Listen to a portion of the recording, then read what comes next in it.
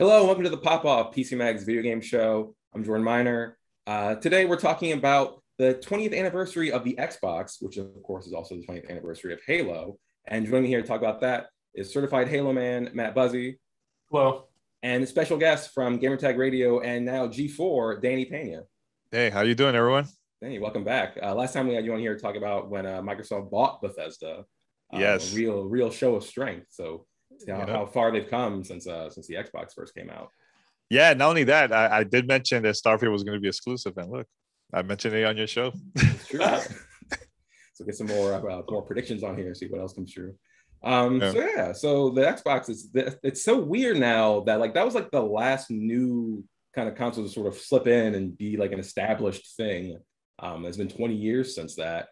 So I guess the first thing I want to talk about is, do y'all remember what your first reactions were to the idea of Microsoft making a console? Well, for me, I started laughing. I'm like, oh, come on, really? Bill Gates, because what are you doing? yeah, because look, back then I was so hardcore with Nintendo and Sega, the Dreamcast. I was during that time when they announced it around there. But I remember going to an event in New York City called Xbox Unleashed for the first time, and they had all the games that was going to be available for launch. It was Dead or Alive, Project Gotham Racing, Halo Combat Evolved, Mad Dash. It was a couple other games there, and I was hooked. As soon as I started playing it, it completely changed my mind about the console, man. So, yeah, Bill was onto something. Yeah. How about you, Buzzy? I think, what were we, 10 years old? So when that came out, I don't think I necessarily had the full scope of the industry, but I do remember it feeling just kind of off brand because it wasn't like it sounded, kind of bootleg, okay, it's going to be this third pillar. And I think, as you said, that was kind of the last time a major one was released. I wonder if that window would have closed not long after that, if it would have been really hard to get another killer console off the ground 10 years later, or even a little even that, or if there was always room for that one more sort of probably coming in around the Dreamcast dying was that was the window. Yeah, that was really considering that they were partnered with them for the Dreamcast or some of that. That's right. Some conspiracy theories there. That could have gone. They probably did strike at the right time. But yeah, I didn't have the original Xbox. I remember I played so much of it at a friend's house, and I was just hooked. I mean, from there, playing, brute force, which I thought was the coolest thing at the time. I was like, I gotta get this. Yeah. Looking back, I don't think that game was quite as good as it was in my childhood brain, but it was a lot of fun. Cool. That actually goes into my next question. Just some initial games you remember playing from launch, and what we thought of them. And I guess if it wasn't Halo, what was it? Wow, for me, I think it was Dead or Alive, man. And Project Gotham Racing. Those are the two that I was hooked, playing it nonstop. And one of the things that got my attention was this is the first time that you could save your games into a hard drive that was part of the console. Yeah. Because I was so used to memory cards and VMUs back then with the Sega Dreamcast. Yeah. And at that time too, this is the first time that we get to see Ethernet connection there now for the console. That was another thing that I was super surprised about it, and I was like, man, but how's that going to work? Because a lot of people still use 56K, and it was very, very confusing back then, man. But they got to see the future. I think that was a really bold move for Microsoft doing that back in the days.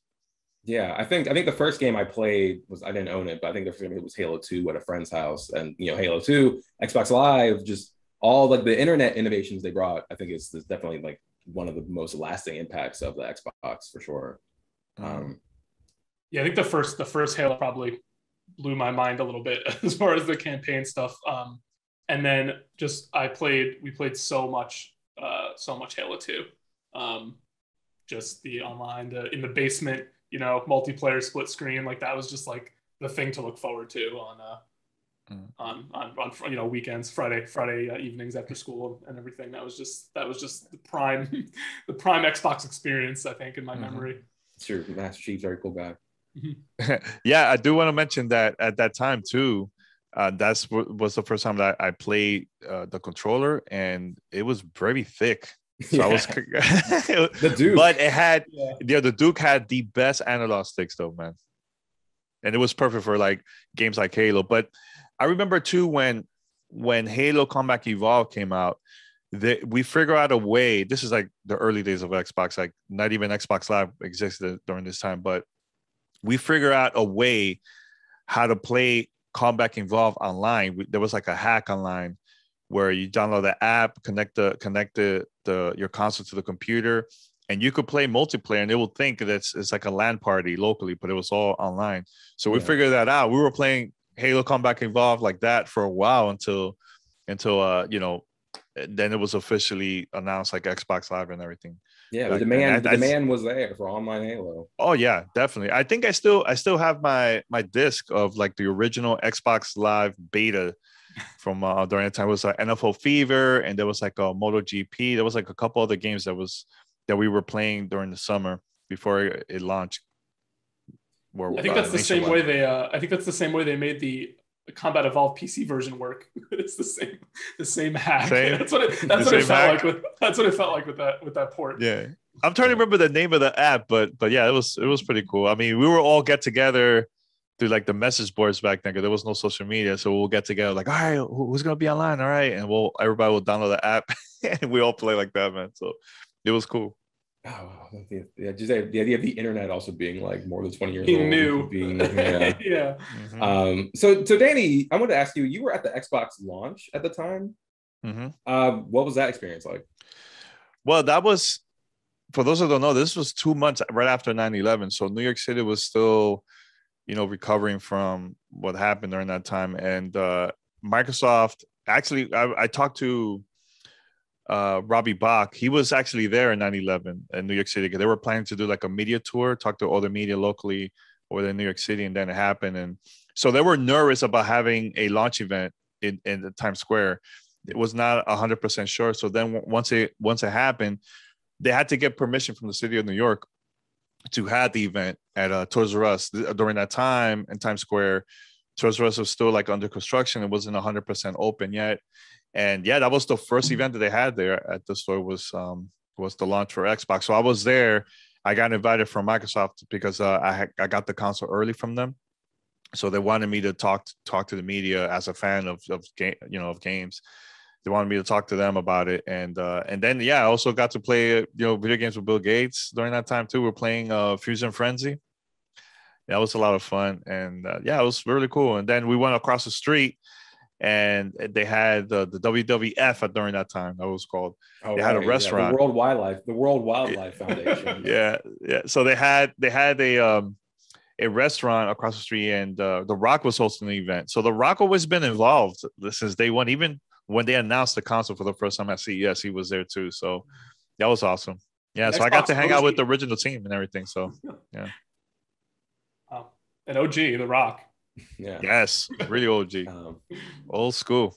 Yeah, I'm just thinking back to that time. I think the thing that most sticks out to me, because I didn't really get to experience a whole lot of the whole Sega kind of edginess. So I think that with the Xbox was kind of the first time I saw like a console maker being like, we're like the hardcore. We got this Mountain Dew green, the big controllers, shooters.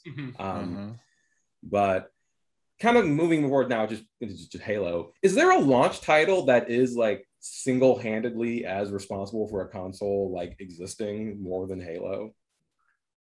Ooh, that's a great question. From the Xbox side, really, I mean, this is the whole industry, honestly. Like, yeah, I think like how Mario, like the Mario games, how helped Nintendo, PlayStation have their exclusives too. But I can't even think of anything else that has been stronger than Halo back in the days, man. 'Cause that helped Xbox big time back then. I really feel like if it didn't launch with that, it very well would have flopped. Like you can look at things and say like, okay, well, like Breath of the Wild helped carry Switch's sales, but there would have been other games on it. Like it would have been fine. It would have been a success, but I don't think, especially launching a console for the very first time, that might be a unique scenario that we can even point to. It's a little bit of a backhanded compliment. Like Halo's fantastic, but it's a little bit, yeah. And for those who don't know, like when they had Halo for the first time, a playable demo at E3, it was buggy as hell. So everybody thought that game was going to be trash. Right. This was like a Mac game too before it was even Marathon. Yeah. Right. Yeah. And I know there was even talks about having like a Game Boy Advance version because they there's like a demo online if you look it up where Halo Combat Evolved was playable on a Game Boy Advance back then, man. Or was it the DS? One of those two. I think it was a Game Boy Advance. It must have been the Game Boy. Yeah. But yeah, it came out. It changed everything, not just for Xbox, but just for like shooters on console. I mean, people love GoldenEye and Perfect Dark, but like I'm not playing those. They don't handle well. Let's be realistic about it. Totally hold on. Yeah, but we also got to remember that the thing that got my attention the most from Xbox when Bill Gates during the Tokyo Game Show mentioned that Sega was working on games for the Xbox. So I was like, yo, this could be the next Dreamcast. I remember him announcing Jet Set Radio Future for the console. Shenmue 2 was available there, exclusive for the console, So that new Panzer Dragoon, was that? Panzer Dragoon Orta. Yeah, that was, oh my God, that was amazing, that game. Amazing. So that was the thing that I loved back then, of like seeing more Japanese games. And the only thing that we were still waiting for years was RPG games like Final Fantasy, and that came out eventually on the Xbox 360, but that took a long time. Long time. They do those deals. Stuff like ironically, Xbox never became sort of Japan's favorite console, despite those early. Yeah, they made some efforts. Yeah, remember like they did try. Yeah, Lost Odyssey and Blue Dragon. Yes. Blue Dragon is amazing. Yeah. Lost Odyssey too. But yeah, I guess I'm kind of just shifting more now. Just again, the 20th anniversary of the Xbox is also the 20th anniversary of Halo. And yeah, just the impact it's had on shooters on consoles and online and whatnot. I actually, I played Halo 2 a bit back in the day, but like I actually played through all of them for the first time this year on the Master Chief Collection on the Xbox Series S. And yeah, they all super hold up. I was a little, I don't know why, but I was like more surprised than I realized how much I liked them. Because it's easy for something like GoldenEye, you go back to, you're like, oh, this is not good still. Like, those games, we've touched on it. It's hard to not bring up these things just by talking about those games at all. But the way that it reinvented shooter controls, it helped launch this console, and the fact that there was this, it isn't really that open world of a campaign, but at that time, those maps felt, silent cartographer, you're on the beach. Like it felt like this, like big, expansive, like open kind of free thing compared to like very linear sort of PC shooters and stuff like that. So all this stuff going on at once, in addition to all these cool weapons that all feel good, and these are like great arena combat designs where you move from one to the next. Like it holds up, and it has a lot going for it, and obviously influenced pretty much everything since. Yeah. Any kind of particular like Halo memories people have that they want to share? Well, I remember going to the midnight launch for Halo 2. That was crazy, insane. Like there were so many people waiting outside of the store, just waiting for them to open up. Like we start buying the games, and I know they had like a limited edition case. It was which they had like a DVD behind the scenes on Bungie working on the Halo, and the other one was that to this day was one of the most craziest launch events I've ever seen for a game was for Halo 3. Yeah. They had events all across the country. We were even streaming inside the store, and there was people waiting outside for almost a whole day just trying to play that game for the first time. So it was awesome. Really, that was a really wild. That event felt like the biggest thing in the world. That launch. Yeah. Oh yeah, for sure. They had events all over the world. Halo would love, I think, now to recapture that sort of fan. Like, I think that was the biggest franchise going, and now it's almost crazy. It's kind of sunk in a little bit compared to so many others. So I hope Infinite can. I mean, that's a segue to the next bit. Let's talk about Buzzy. I know you've played a little bit. Danny, have you had a chance to play Infinite at all? Oh yeah, I played only the multiplayer that they had multiple times now, and yeah, I'm very hyped for the game, man. I just want to know how that campaign is going to be, man, because I didn't really like the story from Halo 5, but I enjoyed every other Halo game, so I just hope that that the campaign is good, man. So yeah. I mean, they know that this one needs to hit again. Like it needs to kind of also like sell the Xboxes again. They delayed it an entire year. It will going to be a launch title. I think they know that they can't mess up Halo. No, it's Halo's last chance. Yeah. I mean, think about it. This is going to be the most playable Halo game ever, because now it's going to be available for free. You don't even need to buy the game at all if you want to play just multiplayer. It's also going to be available on Game Pass, playable on mobile. You could play that through the cloud without even buying the console. So this is going to be the one where a lot of people are going to play Halo for the first time, man, more than ever, you know, and also for PC too, day one, you know. So these different consoles, one is cheaper than another, so there really is a sort of wide scale of options. Yeah, I think this game, they smartly are now making it some sort of platform to build on instead of this one-off release where I think you mentioned the Halo 5 campaign not being great. That's sort of the downside of launching around the campaign. All the marketing for Halo 5 was all this campaign and the build up and the two sides. And if the campaign isn't good, the game just kind of, that's it. So having more avenues in, like this free multiplayer, also this campaign, which they keep alluding to, is this kind of more open map, sort of more modern, maybe Ubisoft style, like map, but a Halo version, can maybe get more people in. So they have a lot of different kind of irons in the fire here. I think it's a little promising what they're showing as far as it being a live game and the multiplayer. From what I've played, is at its core was fun to play. It felt good, so I think that's encouraging. But I think it will a lot come down to what this structure of this campaign is. We've really only seen. And also remember too that this game, there's not going to be no co-op available on launch, so that's going to come later in the future, because we also got to see this as like a seasonal thing where they're going to be adding more new things in the game in the future. So yeah, Infinite. That's good to see. Endless. A lot of questions. Infinite, exactly. Infinite. Yeah. Infinite. Yeah. I think that is the smarter path though than this singular release. If the campaign is like Halo 5 and it's kind of a wet noodle, then the game just goes away and disappears. So keeping it alive, keeping this content coming is kind of probably the right strategy to keep people talking about Halo. So no pressure. But yeah, we'll find out soon enough when Halo Infinite comes out. Early December. December 8th. 8th. I believe, yeah. Yes. But in the meantime, I don't think Xbox is going anywhere. Microsoft has plenty of money, and now they have all these wonderful studios under their umbrella. So Game Pass is a hit. Yeah, people love Game Pass. It's a good pivot from being what they were. So it makes sense. So, I want to mention this because I've been involved with Xbox for like, oh my god, since day one. That's why you're such a great guest for this show. Yeah, and seeing it now, man, like how things are going, I love it, man, right now, because there was a time where I thought the company was going to go away. You know, having Don Matrick during that time was the one in charge of Xbox, and the path was different compared to like the original Xbox and the early days of Xbox 360. But then the end of the 360 and the beginning of Xbox One, it was not looking good, man, for a while.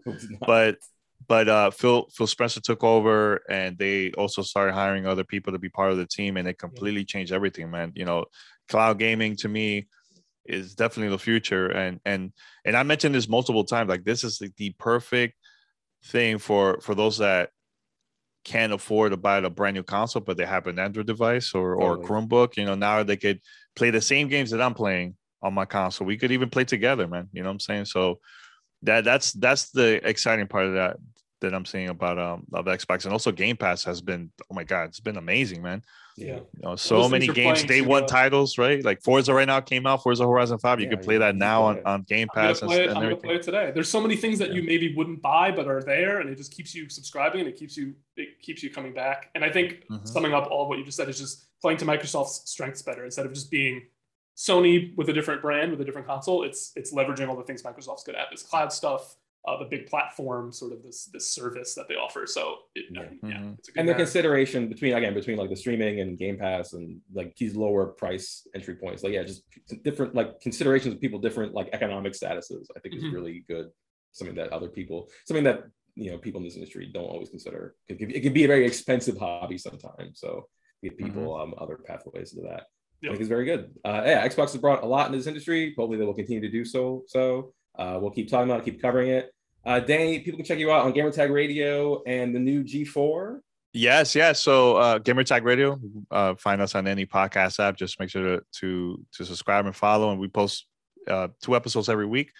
And I've been also part of G4 now. Oh my God, it's been like 2 weeks or so or more.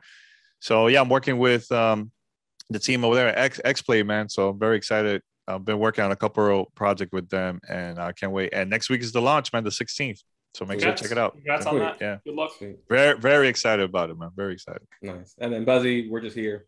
We're here. We're here at PC Mag all the time. Games, technology, come through. Yep. Yeah. So, and Danny, thanks so much for joining us. Hey, anytime, man. No problem. And Thanks for the invitation. Yeah, and we'll see you next time. All right. Later.